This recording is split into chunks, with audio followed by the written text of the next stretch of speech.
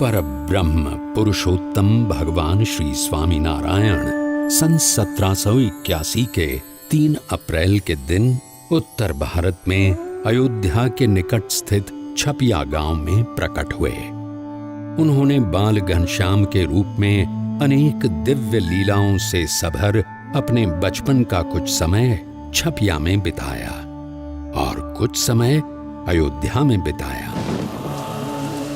और एक दिन अनंत जीवों के कल्याण हेतु यात्रा करने के लिए उन्होंने रूप धारण किया नीलकंठ वर्णी का। नीलकंठ वर्णी संसार के सारे बंधनों को त्याग कर 29 जून सन 1792 की रात को अयोध्या से निकल पड़े। जीव प्राणी मात्र के कल्याण के लिए शुरू हुई उनकी इस अद्वितीय कल्याण यात्रा के प्रथम लगभग 4 महीनों में उन्होंने अयोध्या से अमरपुर, नैमिषारण्य, बरेली, नारदवन, हरिद्वार, श्रीपुर, गुप्तकाशी, त्रियोगी नारायण और गौरी कुंड आदि स्थानों से होते हुए केदारनाथ की यात्रा की। केदारनाथ से सीधे बद्रीनाथ जाने का अति विकट रास्ता पार करके उन्होंने बद्रीनाथ की यात्रा की और शीत ऋतु में बद्रीनाथ से ज्योतिर्मठ होते हुए नीलकंठ वर्णी मानसरोवर की ओर बढ़ चले।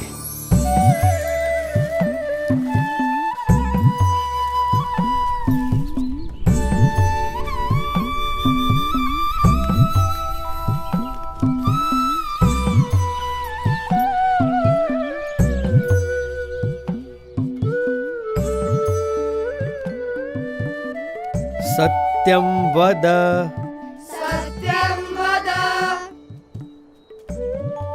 धर्मं चर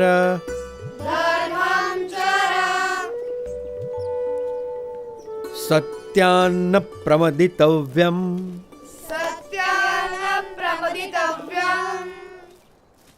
धर्मान्न प्रमदितव्यम्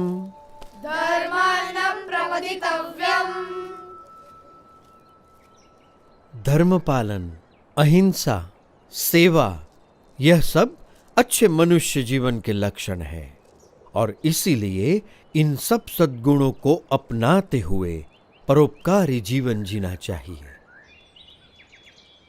उसी में मनुष्य जीवन की सार्थकता है।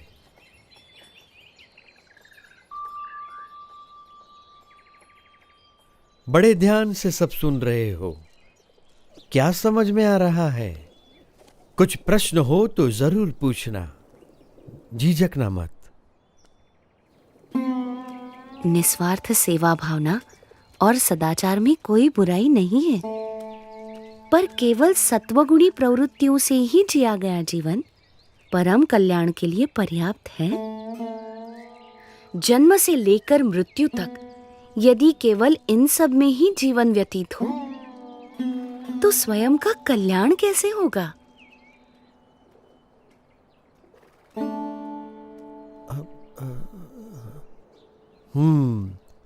बड़े गुणी लगते हो, विद्याभ्यासी भी लगते हो और तर्क भी बहुत अच्छी तरह से प्रस्तुत कर लेते हो।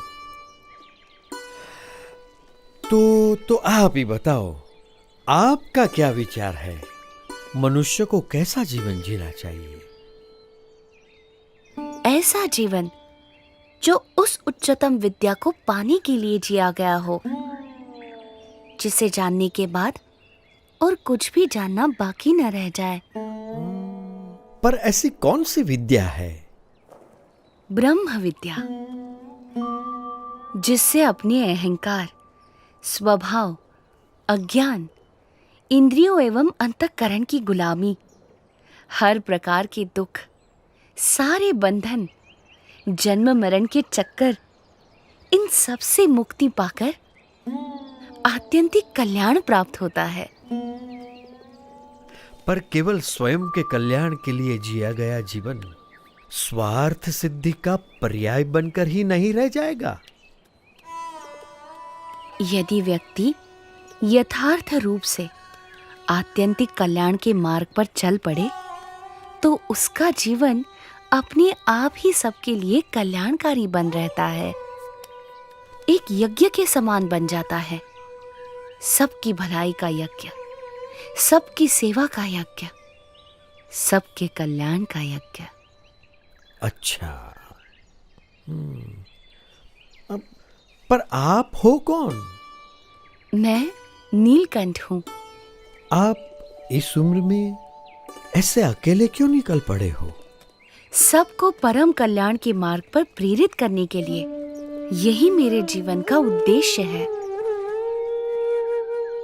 उम्र से तो आप शिष्य जैसे लगते हो, पर ज्ञान से गुरु हो।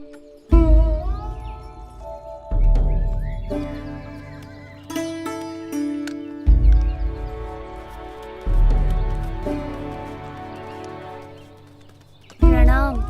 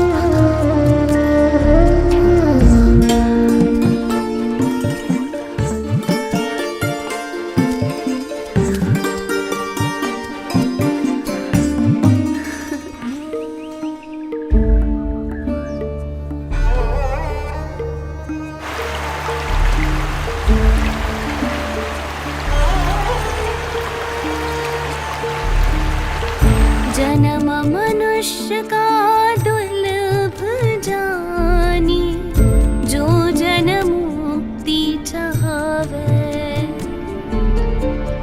ममारु सम संतन संगे, परम मुक्ति को पावे।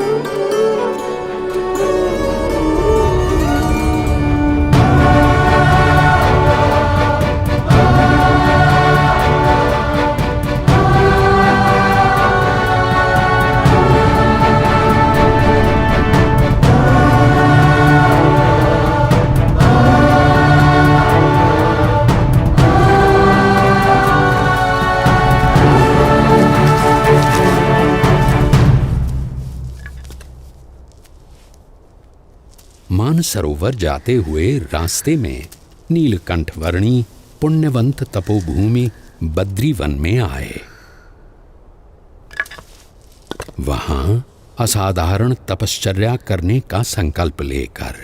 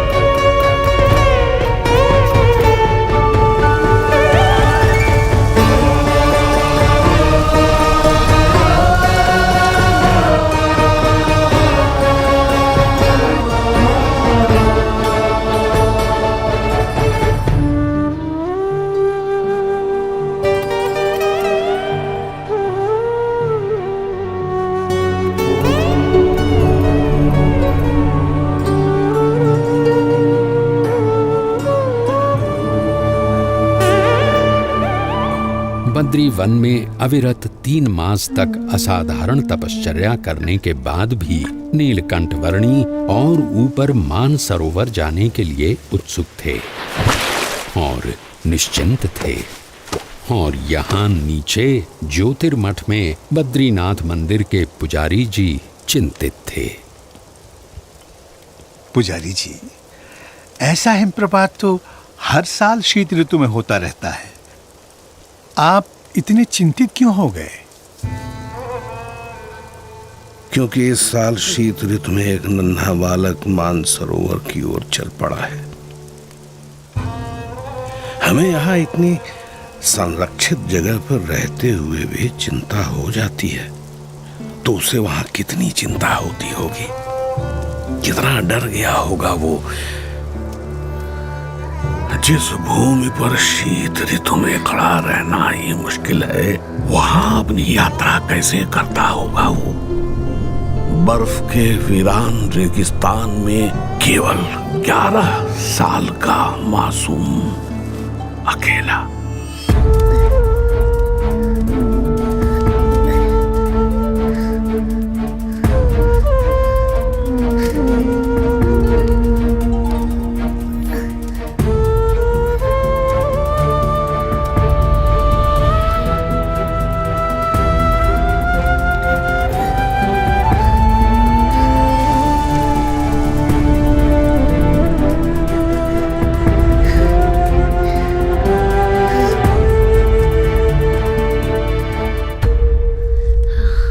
रुके हुए रास्तों से भी मार्ग निकालकर नीलकंठ वर्णी आगे बढ़ रहे थे। जहां ठंड से लड़ते लड़ते सूरज की किरणें भी हार जाती थीं, वैसे बर्फ के रेगिस्तान में सूरज से भी अधिक देदीप्यमान रहते हुए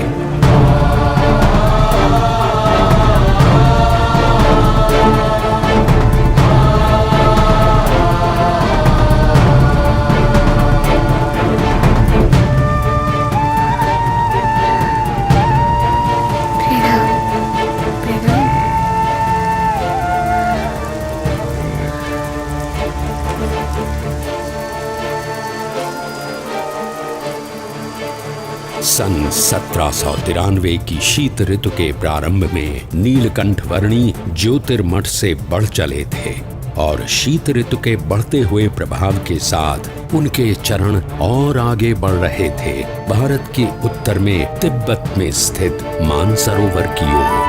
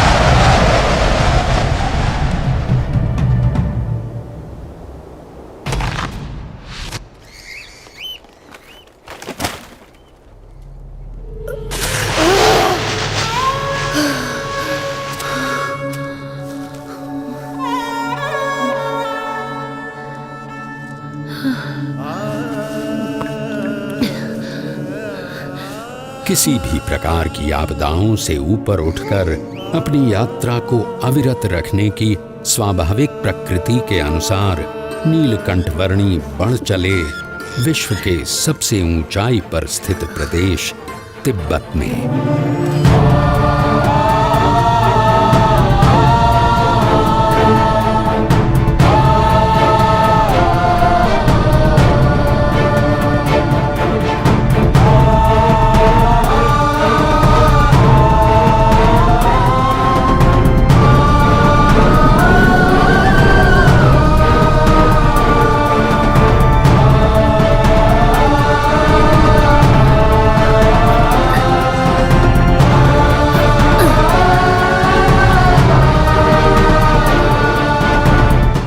मानो कोई भी विपत्ति ऐसी बनी ही नहीं थी जो नीलकंठवर्णी के सदा आगे बढ़ रहे चरणों को रोकने में समर्थ हो।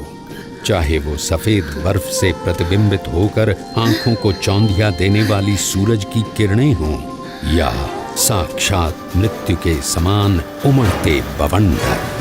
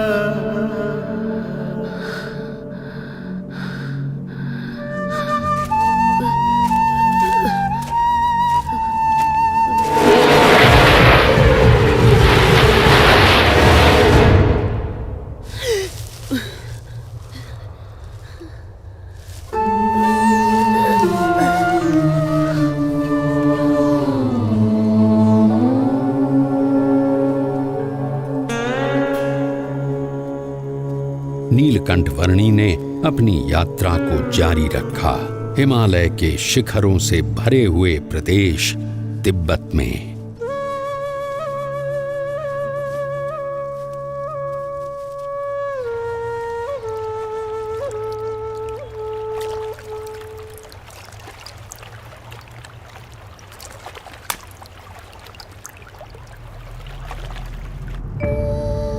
हिमालय के उत्तुंग बर्फीले पर्वतों का विश्व तिब्बत, जिसकी औसतन ऊंचाई 16,000 फीट है और जो विश्व की छत कहलाता है, वहां शीत ऋतु में 0 से नीचे 40 अंश तक के तापमान में नीलकंठवर्णी अकेले मानसरोवर की ओर बढ़ रहे थे।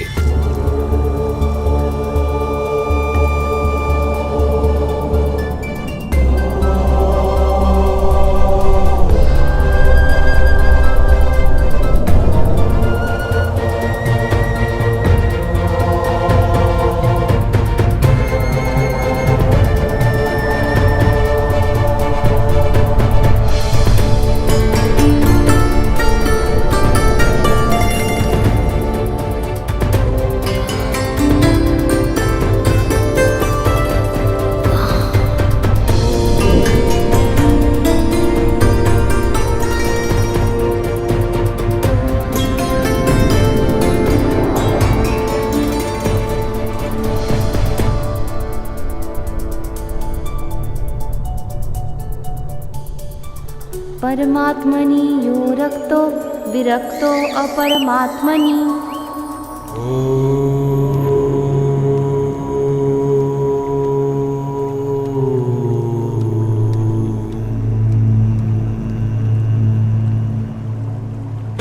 ज्योतिर्मठ से मानसरोवर की यात्रा शुरू करने के लगभग 4 महीनों के समय में नीलकंठवर्णी आ पहुंचे कैलाश पर्वत के निकट स्थित क्षेत्र में।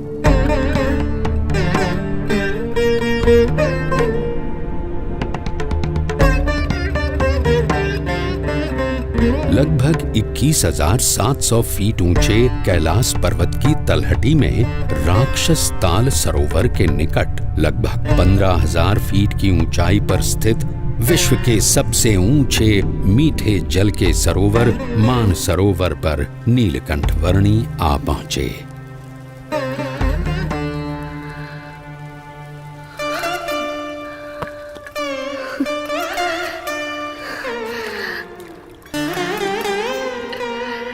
मानस क्षेत्र की प्राणघातक शीत ऋतु में नीलकंठ वर्णी ने संकल्प किया लगभग 320 वर्ग किलोमीटर में फैले हुए मानसरोवर की लगभग 88 किलोमीटर लंबी परिक्रमा करने का।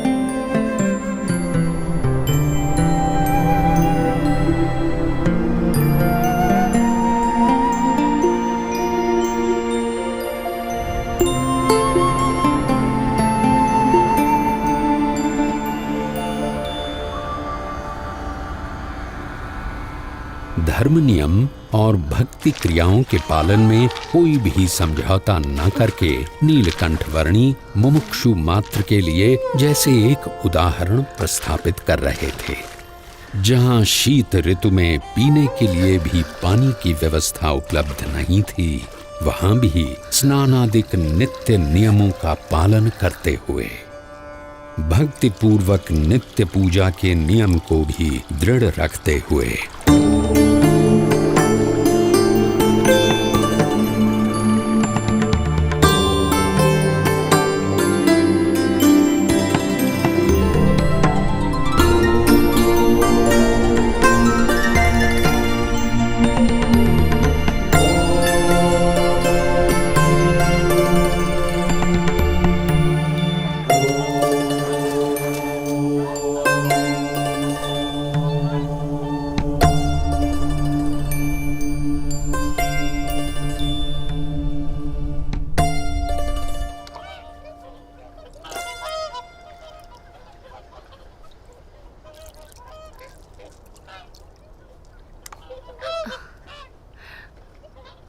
इस जन्म में आप सब हंस हैं और अगले जन्म में आप मेरे परम हंस बनेंगे। इस जगत में साधुत्व के जो परम विशिष्ट आदर्शों का सृजन होगा, उसका आप सब हिस्सा बनोगे। पश्चिम दिशा में मुमुक्षु मेरी प्रतीक्षा में है। भविष्य में वहां मेरा कार्यक्षेत्र होगा। समय आने पर आप सबको वहां मनुष्य जन्म मिलेगा। मैं वहीं आपको मिलूंगा।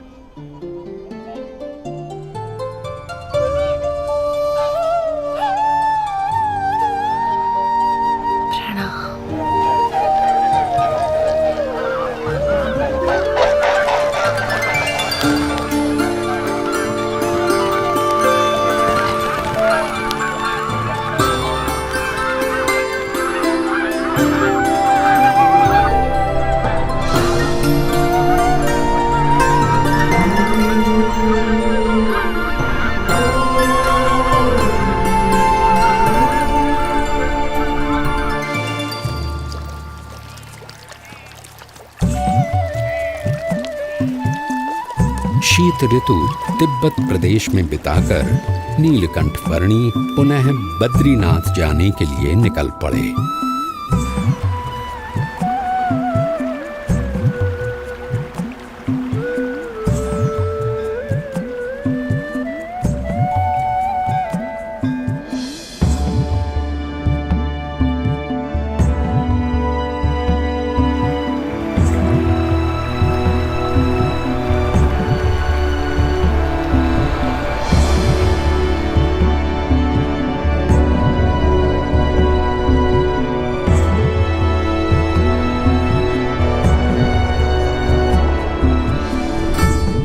अलकनंदा नदी के किनारे स्थित बद्रीनाथ में नीलकंठ वर्णी पुनः आ पहुंचे।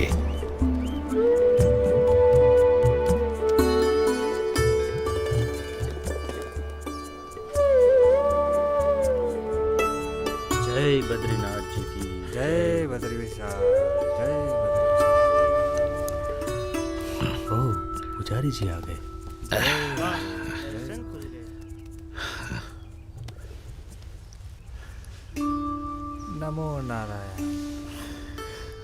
नमो नारायण। जय बद्रीनाथ पुजारी जी।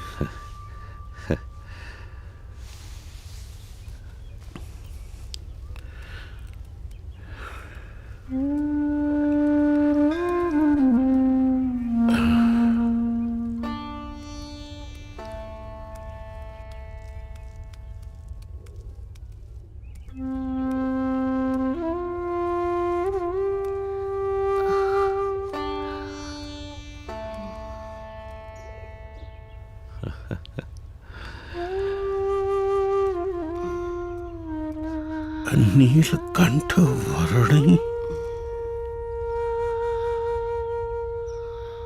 आप नीलकंठ वर्णी हो? जी पुजारी जी। अरे प्रभु, जब भी आपको याद करता था तब चिंता होती थी कि आप किस हाल में होंगे, जीवित भी होंगे या नहीं। जाते समय मैंने आपको कहा था ना कि मैं आपसे फिर मिलूंगा, सो आ गया। परंतु आपका शरीर?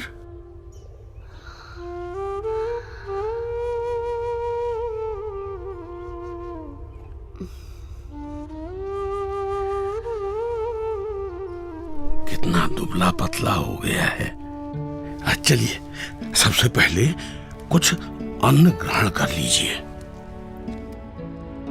आइए प्रभु, पधारिए। यहां से चलिए प्रभु, इस तरफ से पधारिए।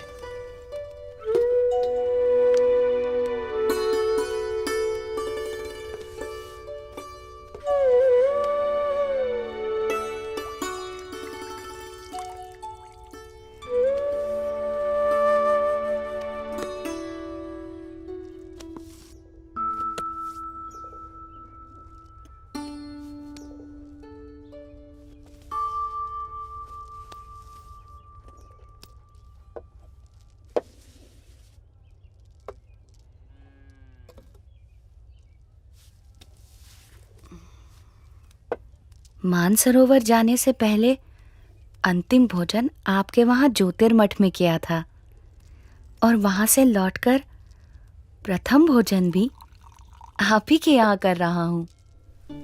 अकल्पनीय। वहां ऊपर 6 महीने तक आप क्या खाकर जीवित रहे? वायु।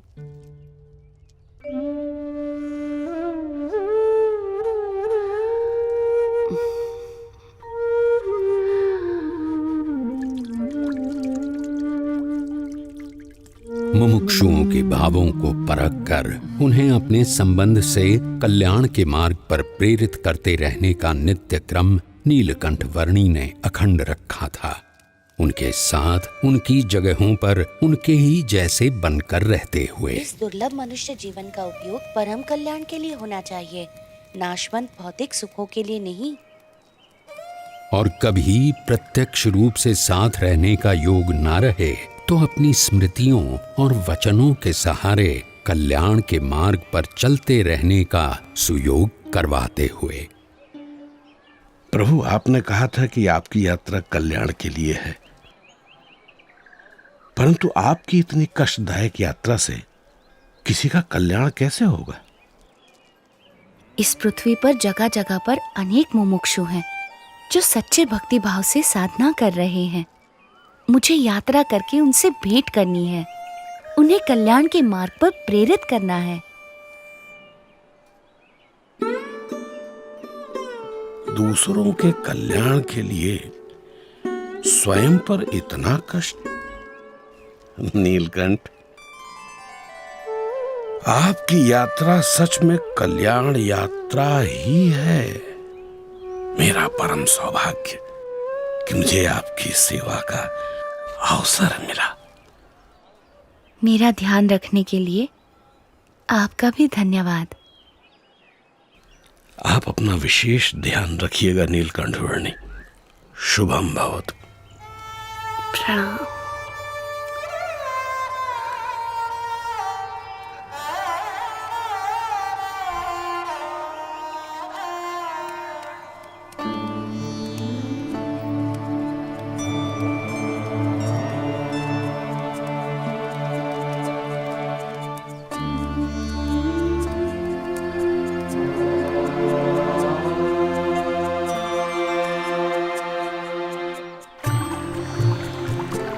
गंगा के प्रवाह समान अविरत और गतिशील ऐसी अपनी कल्याण यात्रा में नीलकंठ वर्णी बद्रीनाथ से गंगोत्री जाने के लिए बढ़ चले, और वो भी कोई सीधा सादा रास्ता न चुनते हुए बद्रीनाथ से सीधे गंगोत्री जाने के अति विकट मार्ग पर बर्फ की समाधि जैसे प्रदेश में बर्फ की आंधियों, बर्फ के प्रपातों और बर्फ के तांडवों को पार करते हुए।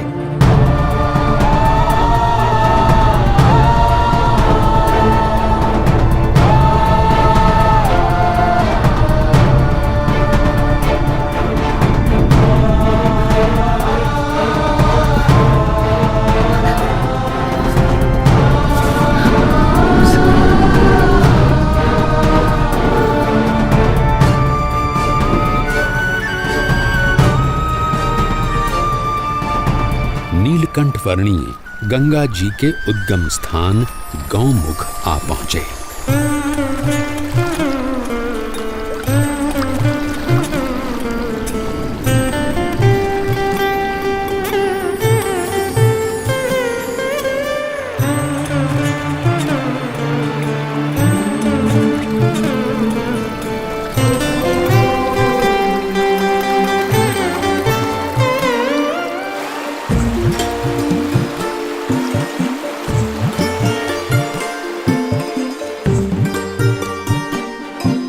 नीलकंठ वर्णी गंगोत्री आ पहुंचे और वहां से हरिद्वार आ पहुंचे। सर्वोत्कृष्ट कल्याण की प्राप्ति के लिए सच्चे गुरु के मार्गदर्शन के अनुसार दुर्लभ मनुष्य देह का उपयोग कर लेना चाहिए।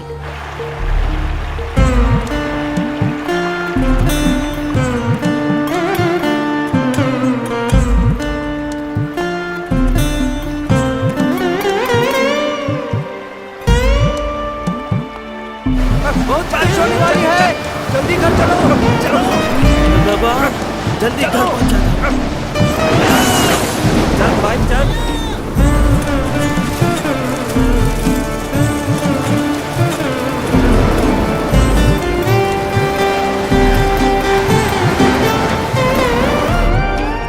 नीलकंठ वर्णी आ पहुंचे अयोध्या में, जहां से लगभग 1 साल पहले उन्होंने अपनी इस कल्याण यात्रा का प्रारंभ किया था। अरे गसीदार जी कैसे हो?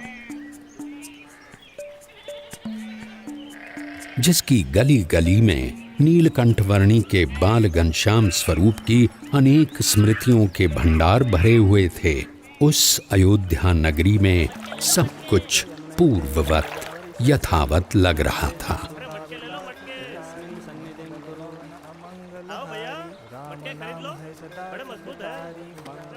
अरे भाई इधर उधर मत देखो, काम में ध्यान दो। ये मेरे सर पे रख दो। अब जाओ। क्या सोच में पड़े हो महाराज? हाँ?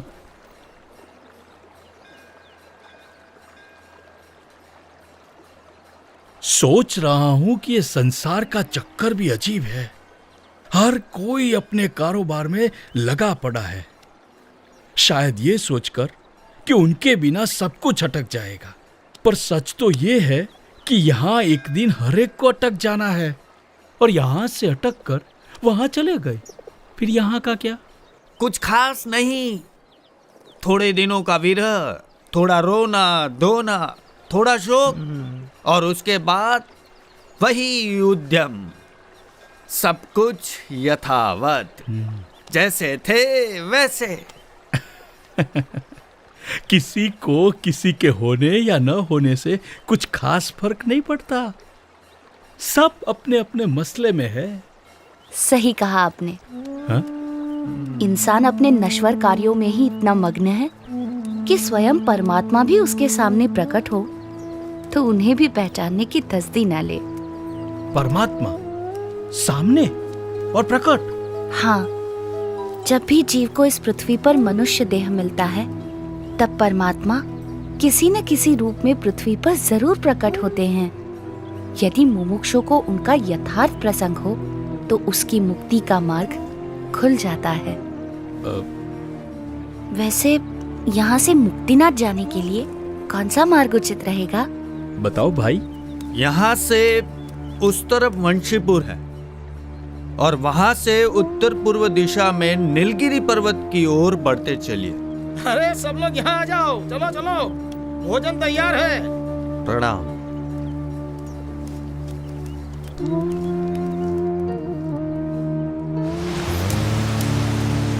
नीलकंठ वर्णी ने लगभग 1 साल पहले अयोध्या से अपनी कल्याण यात्रा का प्रारंभ करते हुए सरयू नदी में कूदकर उसे पार करके जाने का मार्ग अपनाया था, और आज अयोध्या से मुक्तिनाथ की ओर जाने के लिए भी उन्होंने वही मार्ग अपनाया।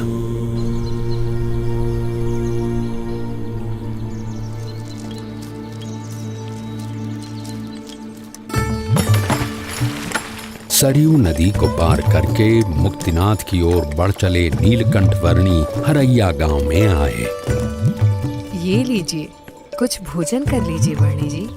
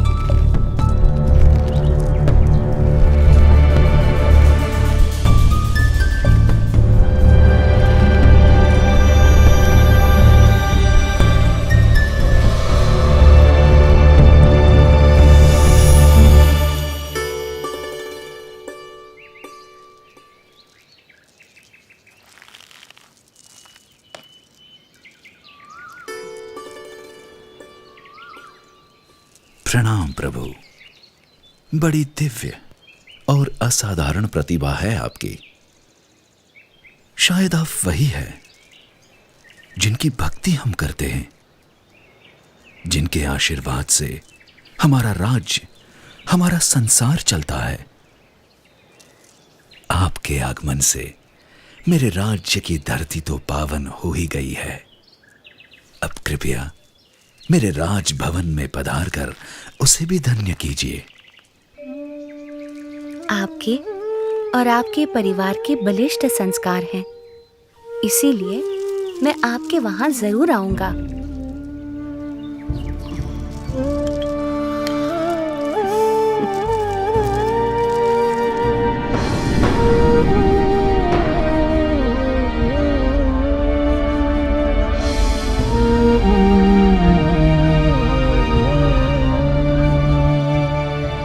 नीलकंठवर्णी वंशीपुर गांव आ पहुंचे।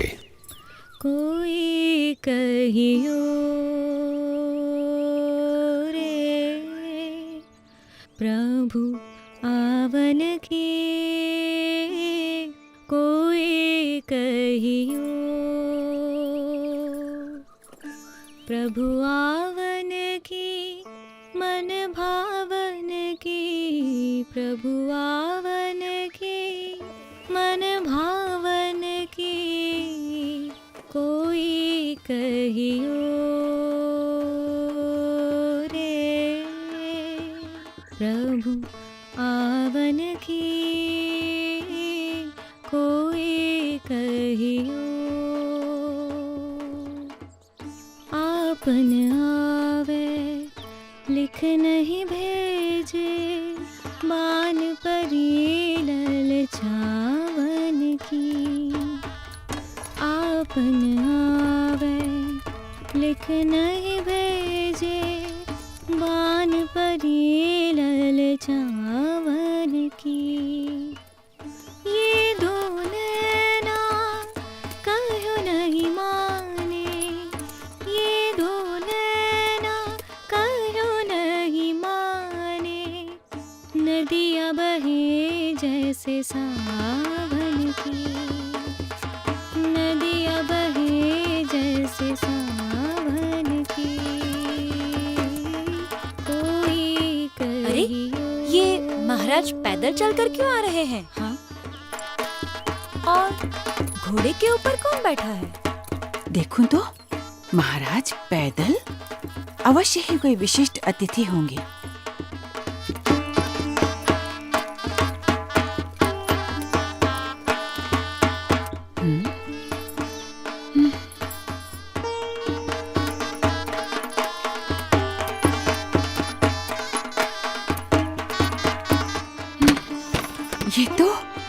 ये तो सच में कोई दिव्य व्यक्ति हैं। सब चलो, उनके स्वागत की तैयारी करो। जी महारानी जी।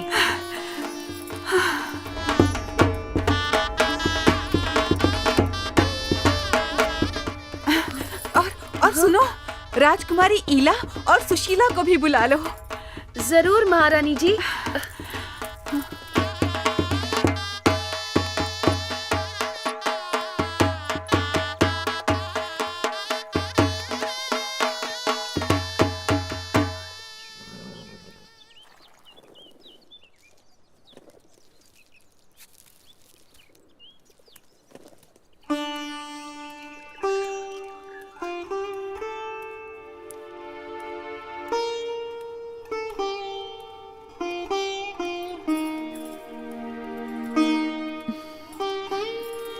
प्रणाम।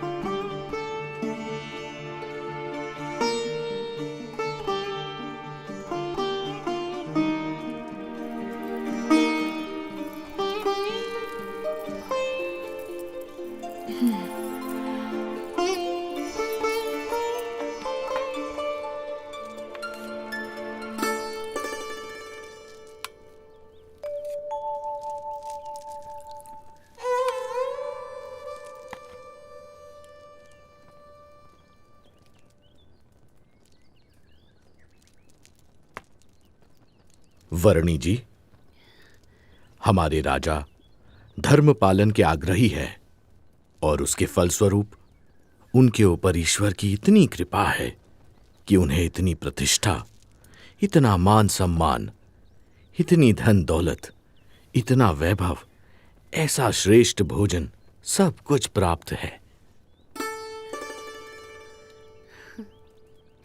धर्म का संबंध केवल धन दौलत, पद प्रतिष्ठा, मान सम्मान, बाह्य वैभव और बाह्य व्यक्तित्व से नहीं, किंतु आंतरिक प्रतिभा से है।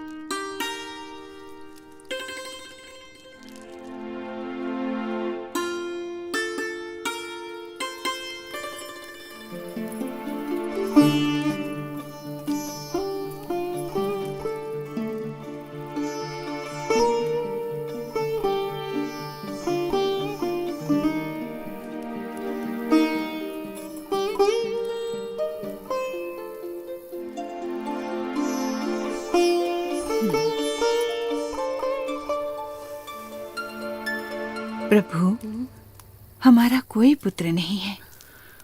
उस बात से मैं चिंतित रहती थी, पर अब आपके आने से मेरे पुत्र की कमी पूरी हो गई। अब आप यहीं रुक जाइए। आपके पूर्व जन्मों के संस्कार हैं और आपका भक्ति भाव भी है, इसीलिए मैं यहाँ आया हूँ। और आपकी तरह और कई मुमुक्षुओं को भी मुझे मिलना है।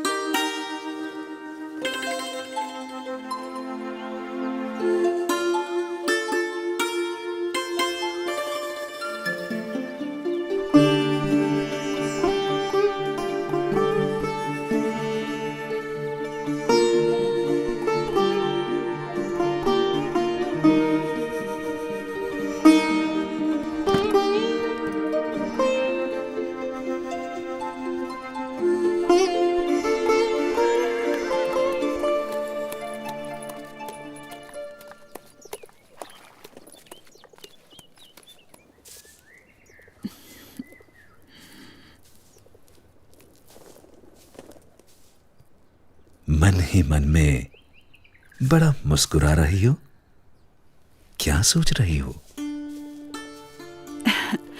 सोच रही हूँ, नीलकंठ वर्णी कितने महान व्यक्ति हैं। सरल जीवन और उच्च विचार। और हमारी ईला और सुशीला भी कितने भक्तिभाव से उनकी सेवा में जुड़ गई हैं।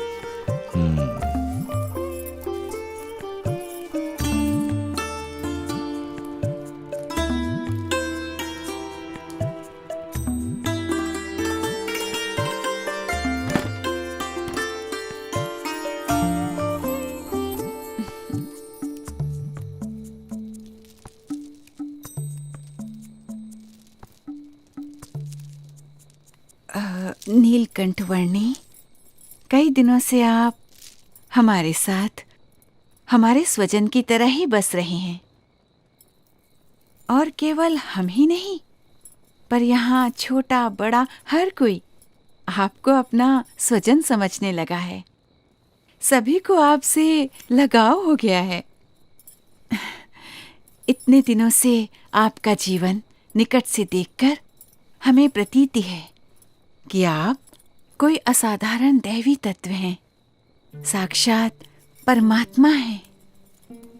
ये सब देखकर मेरे मन में एक विचार आ रहा है कि यदि आप हमेशा के लिए हमारे स्वजन बनकर रह जाएं, तो कितना अच्छा होगा। यदि समझ में आए तो मैं तो हमेशा के लिए सबका स्वजन हूँ, एक सच्चे स्वजन की तरह हमेशा सबके साथ ही रहता हूँ। अब हमारी अपेक्षा है कि हम ये सब कुछ त्याग कर आपके चरणों में न्योछावर करके मोक्ष के काम में ध्यान दें।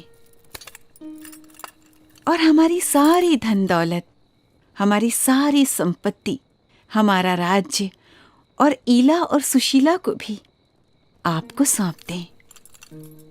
हमारी पुत्रियों से ब्याह करके हमारा सब कुछ स्वीकार कर लीजिए नीलकंठ।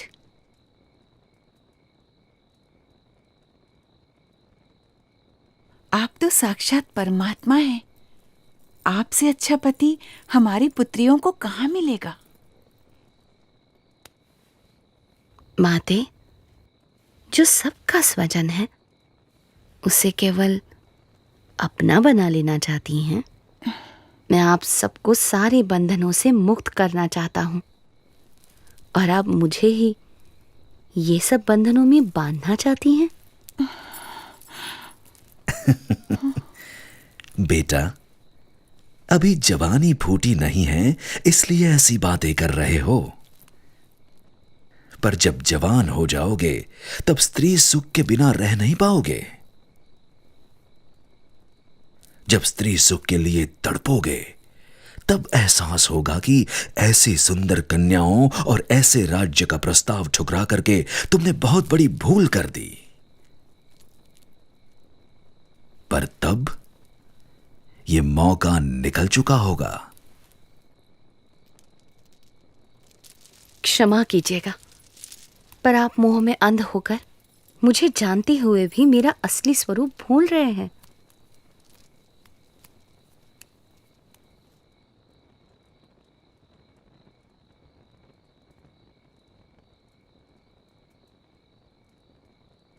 यही तो माया का प्रभाव है कि जो परमात्मा की उपस्थिति में भी आपको परमात्मा का सुख लेने नहीं देता है, और ऊपर से साक्षात परमात्मा में भी माया का भाव लाकर रख देता है।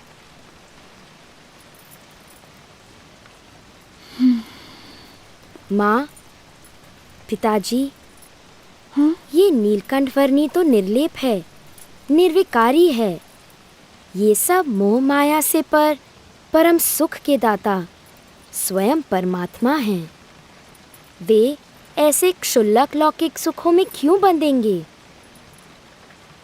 हाँ माँ, मोह से मुक्त होकर और हमारी चिंता छोड़कर नीलकंठ वर्णी की महिमा को अंतर में दृढ़ रखो। हाँ बेटा।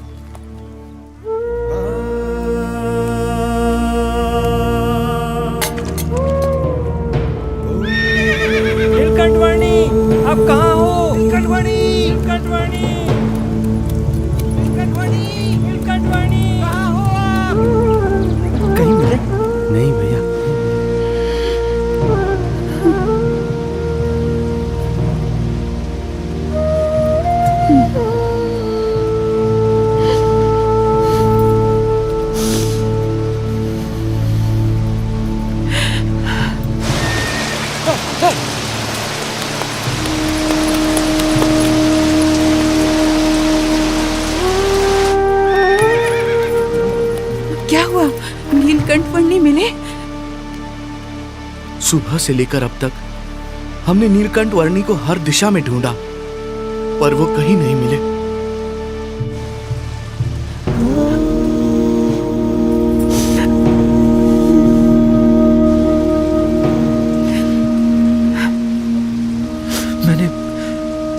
मैंने दूर दूर तक ढूंढा, पर नीलकंठ वर्णी नहीं मिले।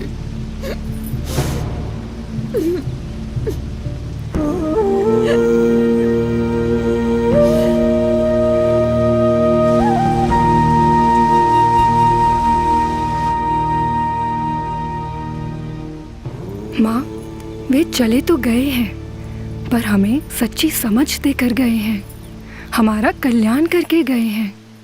उन्होंने कहा था ना कि उन्हें तो अभी अनेक मनुष्यों का कल्याण करना है। हाँ। हाँ। वे कहते थे ना कि यदि समझ में आए तो एक सच्चे स्वजन की तरह वे हमेशा सबके साथ ही रहते हैं, वैसे ही वे हमेशा हमारे साथ रहेंगे। हाँ बेटा।